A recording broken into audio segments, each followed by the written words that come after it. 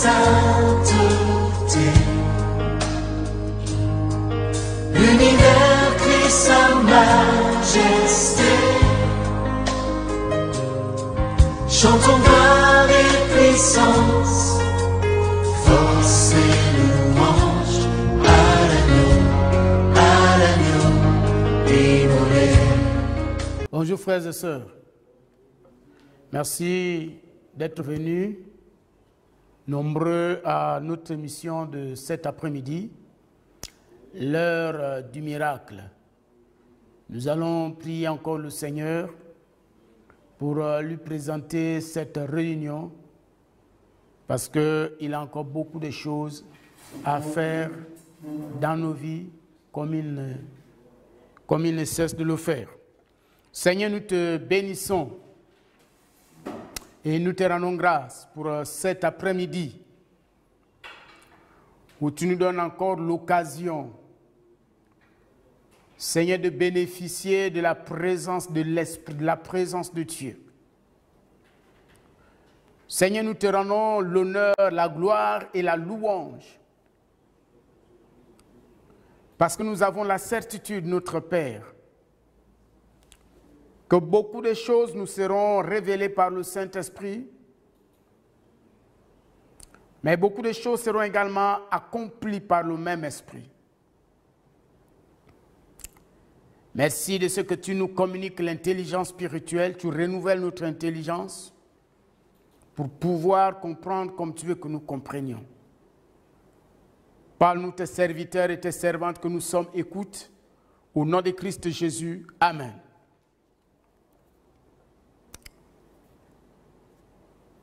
Cet après-midi,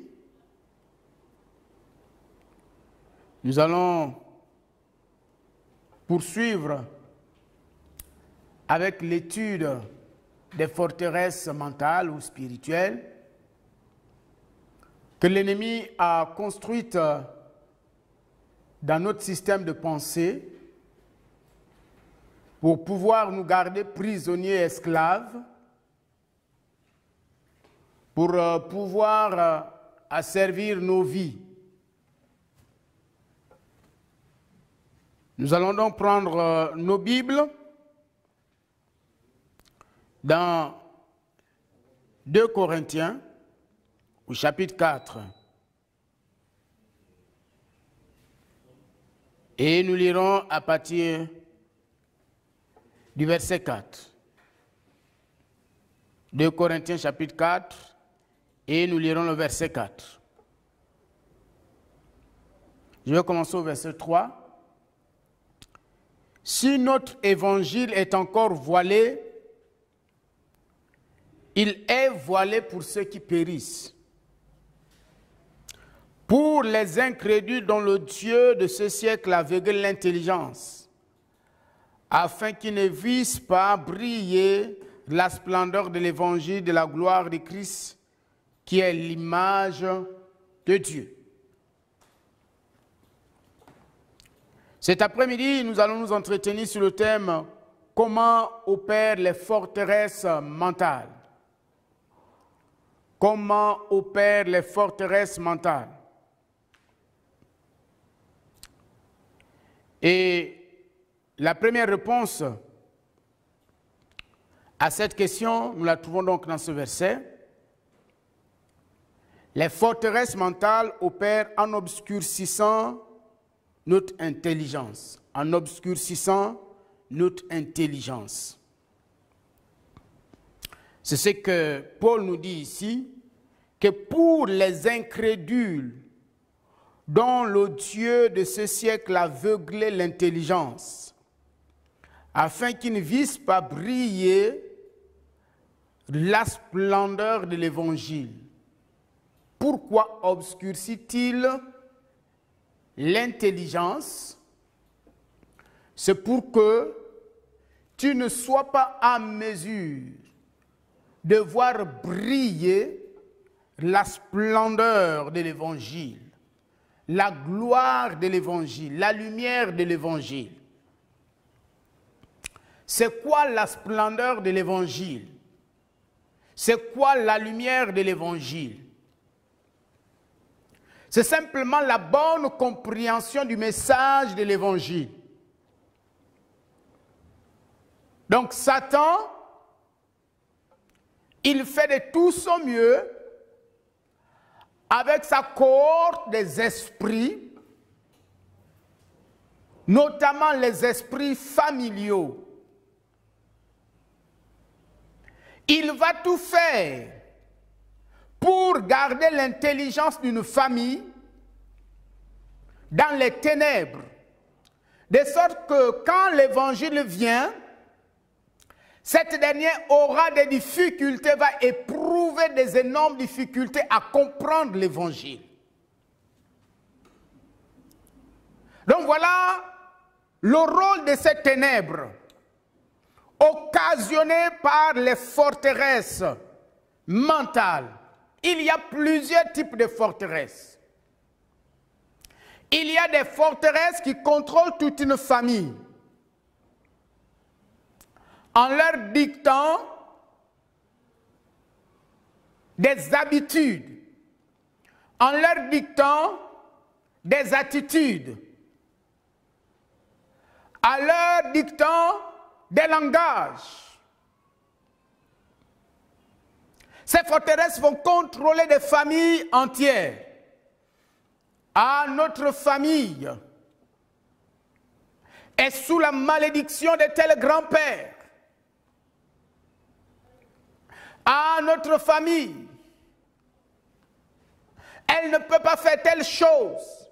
Elle ne peut pas manger tel aliment. Elle ne peut pas poser tel acte. Parce que dans notre famille, nous avons tel animal. Et à cause de tel animal, nous ne mangeons pas tel aliment. On ne mange pas la banane, on ne mange pas le manioc. On ne mange pas le singe. Ces interdits qui ne sont pas bibliquement justifiés, les forces maléfiques vont prendre ça, vont utiliser ça pour obscurcir, mettre les ténèbres dans ton évangile. Et des ténèbres extrêmement épaisses. Comment vont agir ces ténèbres? Lorsque l'évangile est prêché, lorsque le message est libéré, tu vas avoir des difficultés à comprendre le message. C'est pourquoi parfois quand on pose des questions à certaines personnes, « Ah, qu'est-ce que le pasteur a prêché aujourd'hui? » « Ah, ce sont les mêmes choses. Hein? » « Ah bon? Oui. » Et il m'est arrivé de faire des exercices après une prédication. Je pose à quelqu'un la question de savoir ce qui a été dit. Mais vous vous rendez compte, il a tout oublié. Il ne se souvient plus de rien. Pourquoi? Parce que les esprits se sont servis des forteresses pour empêcher le message d'être reçu par l'individu. Pourquoi? Je vais vous expliquer. Vous savez, je vous disais dimanche que les forteresses, ce sont des murailles qui ont au moins 2 mètres d'épaisseur. Et des murailles qui étaient extrêmement élevées. Et donc, au-dessus des murailles, il y avait des sentinelles, il y avait des guerriers qui veillaient sur la ville qui était fortifiée. Qu'est-ce qui se passait? Comme c'était difficile pour l'ennemi d'accéder à la muraille, avant qu'il n'accède, vous voyez, le soldat en haut avait le temps de s'armer et de tirer sur l'ennemi. C'est exactement ce qui se passe. Donc, comment l'ennemi agit? Puisqu'il est placé au-dessus de la forteresse, avant même que le message ne te touche, avant même que tu ne réagisses contre la forteresse, il a déjà réagi. Il va réagir comment? En t'inspirant un raisonnement contraire, un raisonnement qui s'oppose au message, un raisonnement qui nuance le message, qui va dire, mais il dit que tu seras guéri. Mais ça fait combien d'années que tu souffres? Est-ce que tu te souviens que le médecin a dit que cette maladie-là a déjà gagné du terrain dans ton corps? Comment est-ce que tu peux croire? Donc, voyez-vous, il voit de loin le message venir, l'impact que le message pourrait avoir sur ton corps, sur ta vie, sur ton âme, et tout de suite, avant que tu ne sois touché par le message, ben lui, il a déjà réagi. Il t'envoie sa flèche. Mais la flèche, c'est quoi? C'est la parole qui t'inspire. La flèche, c'est quoi? C'est la réaction qui t'inspire. La flèche, c'est quoi? C'est le raisonnement qui t'inspire. Il va envoyer ça pour t'empêcher de recevoir le message. Il y a aussi des forteresses de l'estime de soi, c'est-à-dire la manière dont nous nous regardons nous-mêmes. Peut-être parce que tu as un défaut corporel, peut-être parce que tu as été victime d'un accident, peut-être parce que tu as grandi dans un milieu où tu n'as pas été très accepté, mais Satan va construire en toi des forteresses où il va te convaincre, te persuader que tu ne mérites pas l'amour. Que tu ne mérites pas l'amour, tu ne mérites pas l'attention, tu ne mérites même pas des bonnes choses. Parce que ta personne est la pire des personnes. Pendant des années, il va développer, construire en toi cette idée de toi-même. Et comme cette idée a pris du temps, elle va se forger en toi, prendre racine en toi, au point que lorsque la parole de Dieu vient, ben, cette forteresse va agir, va dire non, Dieu ne peut pas t'exaucer. Dieu ne peut pas répondre à ta prière et Dieu ne peut pas t'aimer. Quand tu écoutes un message sur l'amour de Dieu, tu dis ça c'est pour l'autre. Moi je ne mérite pas l'amour de Dieu. Un jour, ça fait 17 ans de cela, j'ai discuté avec une jeune et elle avait repris la classe de seconde. Et non, pasteur, vraiment, j'ai des études, des problèmes au niveau de mes études. J'ai repris la classe de seconde, je ne sais pas ce qui se passe. Tout de suite, j'ai compris qu'elle voulait me dire qu'elle est sous une malédiction. Et je lui ai dit, mais si tu es arrivé en classe de seconde, ça veut dire que tu es capable de réussir. Ça veut dire que tu as des capacités. Tu mérites la réussite et Dieu t'aime.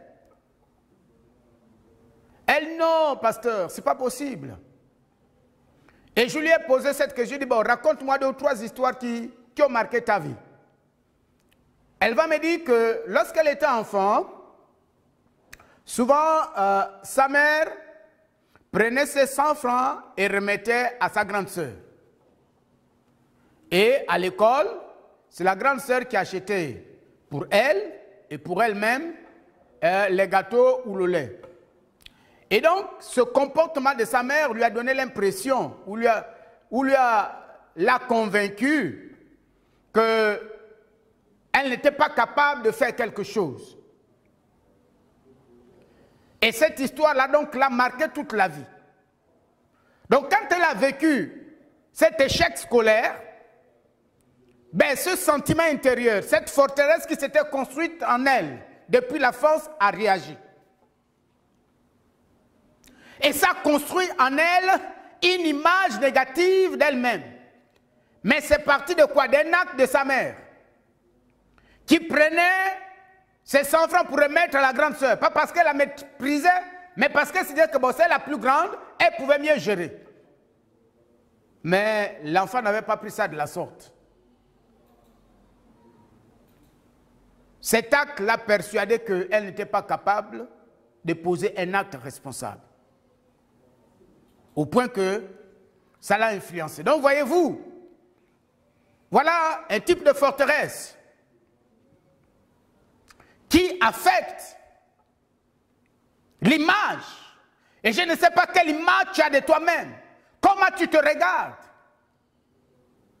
Quel regard tu as de toi-même? Est-ce que tu t'acceptes? Est-ce que tu acceptes ta peau? Est-ce que tu acceptes ton corps? Est-ce que tu acceptes ta face? Est-ce que tu acceptes ton nez, tes oreilles, ta bouche? Où tu trouves tous les défauts de la terre sur ton corps? Mais comment? Qu'est-ce qui a construit en toi cette image que tu as de toi? Quelles sont les circonstances qui ont bâti ces forteresses? Et voilà l'impact que ça a sur le message que tu reçois. Parce que ça conçoit en toi des ténèbres. Les ténèbres qui t'empêchent de comprendre le message de l'évangile. De percevoir la gloire de l'amour de Dieu. Qui t'accepte tel que tu es. Qui t'accueille tel que tu es. Jésus a dit, je ne jetterai pas dehors celui qui vient à moi. Mais regarde comment cette parole de Christ manque d'avoir de l'impact dans ta vie. Pas parce qu'elle n'est pas chargée de puissance, pas parce qu'elle n'est pas chargée d'autorité, mais seulement parce qu'il y a les ténèbres de la forteresse mentale qui t'empêchent de voir la gloire de l'amour de Dieu, de la puissance de Dieu. Il y a des forteresses, il y a la maladie, à la guérison divine. Pourquoi pendant des années, tu pries pour ta santé, tu ne guéris pas? Est-ce que c'est l'œuvre de Christ qui est impuissante? Non. L'œuvre de Christ ne sera jamais impuissante. Quel est le problème? Assieds-toi et examine les idées que tu as, que tu te fais de cette maladie et de son impact sur ton corps. Est-ce que ces idées sont plus puissantes? Elles agissent plus en toi que la parole de Dieu, que même ce que tu dis quand tu pries. Une dame, ça remonte. Quand elle était élève en classe de terminale, elle avait fait la connaissance de monsieur. Et puis, elle est sortie avec le monsieur. Elle a perdu de vue le monsieur, ils ne vivaient plus ensemble. Elle est partie poursuivre ses études à l'étranger. Elle est rentrée au Gabon, elle a commencé à travailler. Et ensuite, elle a donné sa vie au Seigneur. Des années, largement des années plus tard, autour des années 2005, 2003, 2004, 2005, elle est informée du décès du monsieur. Et lorsqu'elle est informée du décès du monsieur, là, on lui dit que le monsieur est mort du VIH. Dès qu'elle a appris que le monsieur est mort du VIH, en elle, une idée s'est faite, elle s'est faite une idée. Que si le monsieur est mort du VIH, cela veut dire que moi aussi, je suis atteint du VIH. Sa conclusion était claire. Et elle a entretenu cette idée en elle pendant des mois et des années qu'elle était atteinte du VIH. Elle était persuadée. Elle a commencé, elle souffrait au-dedans d'elle. Parce que pour elle, si le monsieur est mort du VIH, c'est que moi aussi, je suis atteint du VIH et certainement, je vais terminer comme lui. Suivez la puissance, la forteresse. Mes frères, voilà ce qui nous empêche, ce qui t'empêche de voir la puissance de Dieu dans ta vie. La puissance de Dieu dans ton ministère. Voilà ce qui t'empêche de faire un pas en avant avec Dieu. Donc voilà la maman. En 2007, elle décide d'aller faire les examens.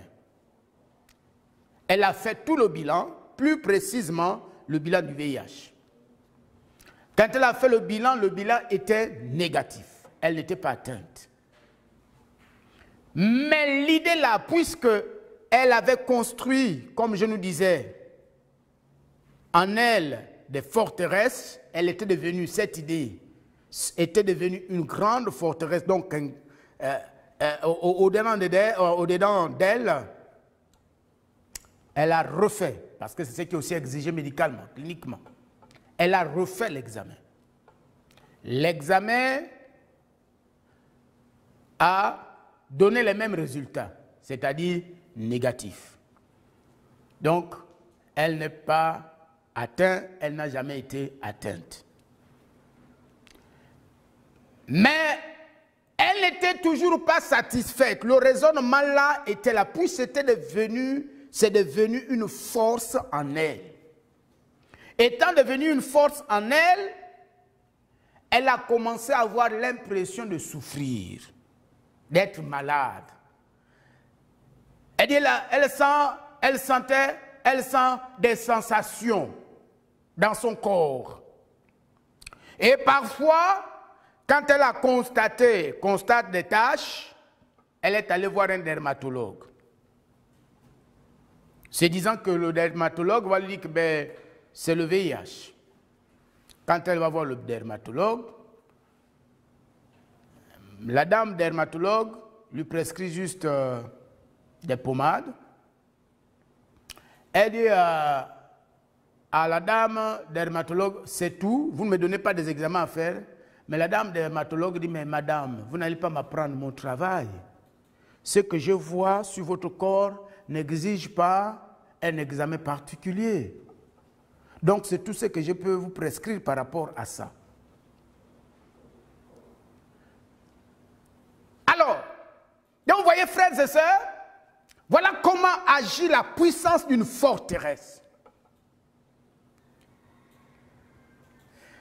La médecine l'a persuadée qu'elle n'est pas malade. Mais la puissance de la forteresse était là. Pourquoi? Parce qu'au moment où la médecine, les conclusions médicales lui parvenaient, la forteresse réagissait en élevant une muraille des ténèbres, l'empêchant de comprendre et de se laisser convaincre par les conclusions des spécialistes. Et même quand on prêchait à l'église sur l'assurance du salut, sur la protection du Seigneur, le Seigneur s'est même révélé à elle dans un songe. Elle était dans une grande salle, une sorte d'hôpital. Il y avait la lumière de la gloire de Dieu dans cet hôpital. Et un monsieur est venu avec un document. Il dit, mais toi tu dis tu es malade, regarde les résultats. Où est la maladie? Quand elle est sortie du songe, elle est un peu soulagée, mais après les pensées là sont revenues, elle dit, oh tu es malade. Voilà la puissance de la forteresse. Certainement, c'est ce que tu es en train de vivre. Et l'ennemi obscurcit ton intelligence. Comment il obscurcit l'intelligence? En te rendant incrédule. Tu deviens crédule à la parole. Tu deviens sensible à la parole. Tu fermes ton esprit à la révélation. Tu ne te laisses plus ouvrir au message, la parole, pour que Dieu fasse son impact dans ta vie, afin que tu expérimentes la puissance et la délivrance. C'est pourquoi, mon frère, ce que tu as fait en ce jour détecte le type de forteresse qui t'a servi aujourd'hui. Il y a des forteresses religieuses où nous avons reçu des enseignements qui condamnent l'œuvre du Saint-Esprit, qui disent que ce n'est plus nécessaire la guérison aujourd'hui. Or, Jésus guérit toujours. Et ces forteresses vont faire quoi? Même si tu vas prendre part à une réunion de guérison, tant que la forteresse là sera là, la porte de la guérison ne sera pas ouverte jusqu'à ce que, par la foi, tu ouvres ton esprit. Tu dis, Seigneur, je laisse tomber toutes sortes d'enseignements que j'ai reçus. Je viens à toi comme un enfant. C'est alors que tu peux expérimenter. D'autres, on leur a dit non, le parler en langue, ce n'est pas nécessaire. C'est un don comme tous les autres, donc ce n'est pas nécessaire. Or, la Bible dit, celui qui parle la langue dit des mystères à Dieu. C'est-à-dire, quand tu parles la langue, tu rentres dans une dimension de Dieu que tu n'as jamais expérimentée. Tu as accès à une dimension de Dieu que même les démons, même le diable n'a pas accès à cette dimension. Et ce que tu dis en langue, aucun démon ne peut comprendre. Aucun esprit ne peut comprendre parce que la Bible dit, tu dis des mystères à Dieu. Il n'y a que Dieu qui a connaissance de ces mystères. Même toi, pour les connaître, il faut que le Saint-Esprit te les révèle. Mais voilà que Satan, il va construire en toi des forteresses pour t'empêcher d'expérimenter cette dimension de la bénédiction de Dieu. Et d'autres, on leur a dit non, on parle la langue à des occasions particulières. Oh mon Dieu, Saint-Esprit, comment est-ce que tu peux dire qu'on parle la langue à des occasions particulières? Le parler en langue, c'est la langue du royaume des cieux. Il n'y a pas de colonisation sans langue. C'est à travers la langue qu'on véhicule la culture des royaumes, d'un État. Si nous parlons français, c'est grâce à la colonisation. Et la colonisation nous a imposé sa langue, le français. Et aujourd'hui, grâce aux Français, la culture française nous a été véhiculée. Mais le parler en langue, c'est également la langue du royaume, la langue de l'esprit, la langue du royaume. C'est la langue où tu peux partager des secrets avec Dieu que personne ne peut comprendre. C'est par cette langue que tu peux avoir accès au mystère du royaume. Donc ce n'est pas une langue que tu dois parler à des occasions particulières. Et quand tu parles en langue, les esprits familiers ne peuvent pas résister à la puissance du parler en langue. Celui qui parle en langue dit des mystères à Dieu. Et la prière du parler en langue, c'est la prière toujours exaucée, parce que c'est selon l'esprit que tu pries. La Bible dit, nous ne savons pas ce qui convient de demander à Dieu. Il n'y a que le Saint-Esprit qui sait ce qui convient de demander à Dieu. Donc quand tu parles en langue, tu peux avoir l'assurance qu'à la fin tu as été exaucé. Pourquoi? Parce que c'est le Saint-Esprit qui a prié à travers toi, mais conformément à la volonté de Dieu. Mais voilà que la puissance des forteresses religieuses vont t'empêcher d'expérimenter cela. Donc on leur a dit que dès que tu as reçu Jésus, tu ne peux plus avoir une influence des puissances des ténèbres. Oui, potentiellement c'est cela. Mais dans la réalité, tu as besoin d'avouer ces choses. Et donc ils ne croient pas à la délivrance. Et leurs vies sont toujours là, sous le contrôle des puissances des ténèbres. À cause des forteresses. Et c'est pourquoi Paul nous dit ici que Satan a obscurci leur intelligence pour les empêcher de voir la lumière, c'est-à-dire de comprendre la lumière de la gloire de l'évangile de Christ. La lumière de la gloire de l'évangile de Christ. S'il y a quelque chose qui menace l'ennemi, c'est l'évangile. Quand vous lisez le livre des Actes, les scribes et les pharisiens ont dit à Jésus, aux disciples, il dit que nous ne voulons plus que vous prêchiez en ce nom. Donc ce que l'ennemi redoute, ce ne sont pas les miracles. Ce que l'ennemi redoute, ce ne sont pas les guérisons et autres. Ce que l'ennemi redoute, la chose qui lui fait le plus peur, c'est la prédication de l'évangile. La prédication correcte de l'évangile. C'est pourquoi pour affaiblir le message de l'évangile et son impact dans nos vies, il dilue l'évangile, il en fait un lait caillé en mettant de la culture dans l'évangile. Quand vous mettez votre culture, vos pensées, vos idées dans l'évangile, ça affaiblit la puissance de l'évangile dans votre vie. C'est pourquoi vous allez voir que parfois depuis des années, tu es toujours au même niveau au lieu d'aller de l'avant avec le Seigneur. Donc ça c'est la première chose. Il opère en obscurcissant, voyez, l'intelligence, en envoyant des ténèbres dans l'intelligence. Alors, nous allons terminer par un dernier élément. Comment l'ennemi opère, comment les forteresses mentales opèrent-elles? C'est en déformant et en limitant notre connaissance de la gloire de Christ. Nous allons lire le verset 6. Car Dieu qui a dit la lumière brillera du sein des ténèbres a fait briller la lumière dans nos cœurs pour faire resplendir la connaissance de la gloire de Christ sur la déformer le message. Il va déformer le message. Pourquoi? Parce que c'est le message qui te révèle Jésus. C'est le message, c'est l'évangile qui te révèle le cœur de Dieu, le cœur du Père, qui nous a tant aimés et qui nous a donné Jésus. Oh, c'est Jésus dont il est dit que lorsque nous étions encore pécheurs, Christ est mort pour les impies. Donc il obscurcit ce message plutôt. Il va déformer le message. Le premier élément, il obscurcit l'intelligence pour empêcher la compréhension. La deuxième chose, il va attaquer le message. Il va mener, il va déformer le message. Et aujourd'hui, le message est très déformé. Et malheureusement, c'est ce qui détruit le plus les gens aujourd'hui. Les gens prêchent les traditions du village. Donc, il essaie d'attaquer l'évangile, le message de l'évangile, pour l'affaiblir, mais aussi pour nous affaiblir. Parce que lorsque le message est attaqué,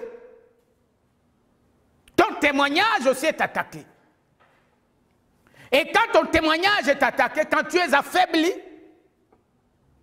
ben, les esprits s'en réjouissent. Pourquoi? Parce que les domaines qu'ils avaient conquis par des mensonges, ces domaines vont continuer à être contrôlés par les forces, par les esprits mauvais. Par les esprits mauvais. Nous allons lire Genèse 1, au verset 3. On dit, Dieu dit. Mais avant, il est écrit au verset 2, la terre était informe et vide. La terre était informe et vide.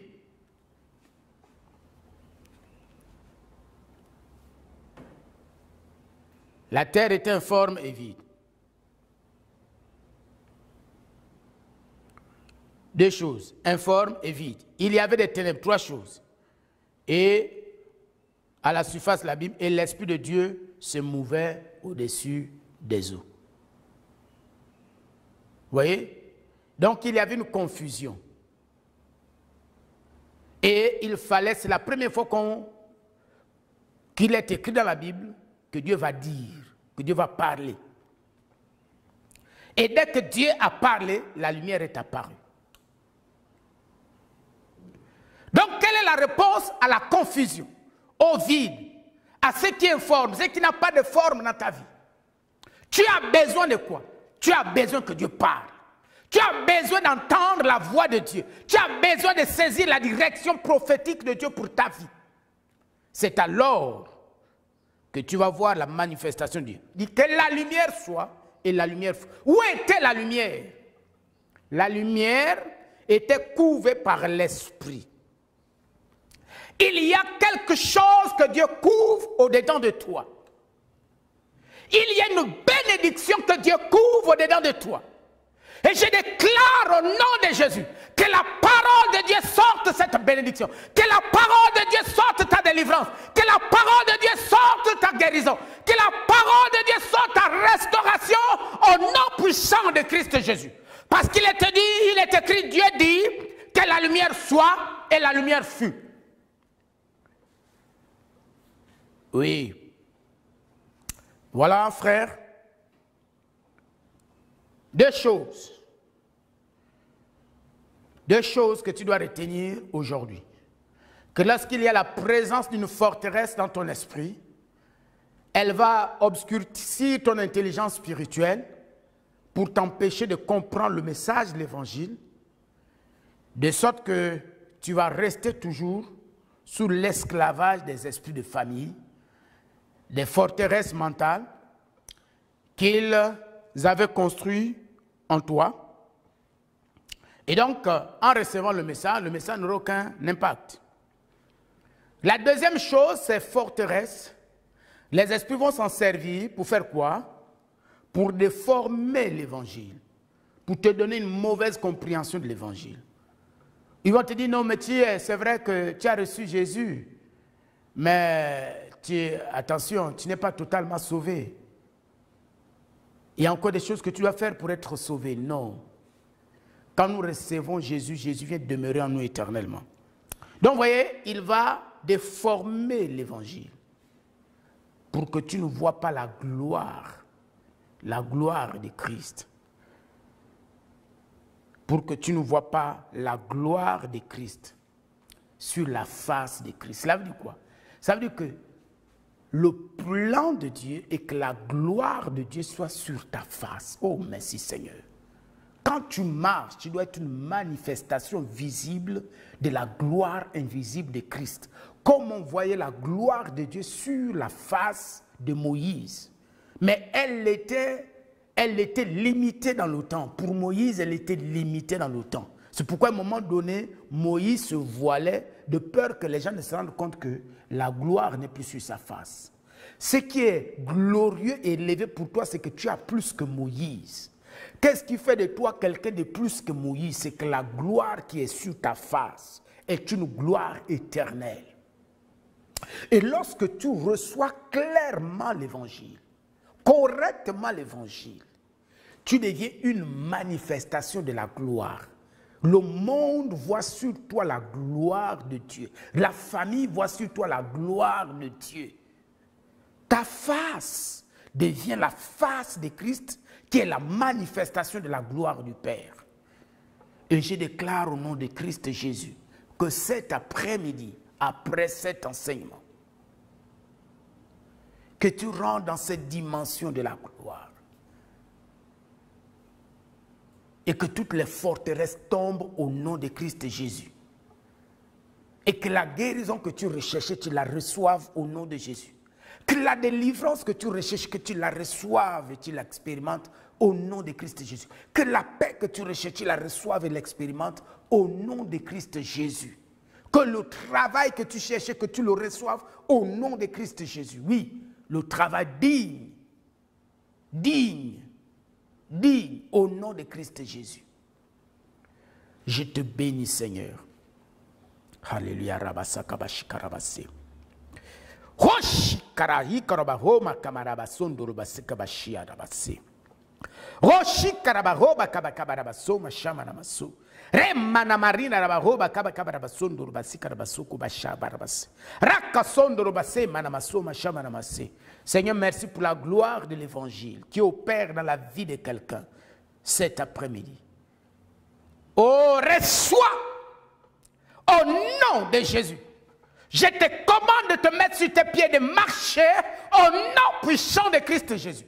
Tu es resté longtemps paralysé. Maintenant tu marches. Maintenant tu marches. Maintenant tu marches au nom de Christ Jésus. Tu vas de l'avant. Ta vie va de l'avant au nom de Christ Jésus. Tu cours comme ce paralytique qui était assis devant le temple et qui s'est mis à courir. Je déclare que tu cours maintenant. Tu cours maintenant. Tu cours sous la gloire de Dieu. Béni soit ton nom, Seigneur, au nom de Christ Jésus. Merci, frères et sœurs, nous avons terminé pour aujourd'hui. Nous allons poursuivre dimanche prochain et que le Seigneur vous bénisse. Merci.